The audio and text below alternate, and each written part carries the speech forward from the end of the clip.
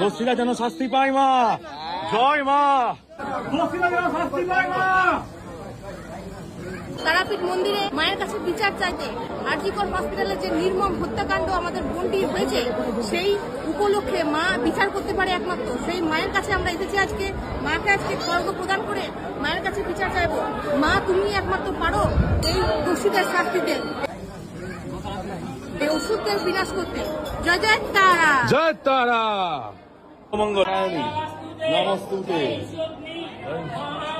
মহামায়ে চামুণ্ডে মুন্ডমালিনী বিজং দেহি দেহি দেবী নমস্তুতে।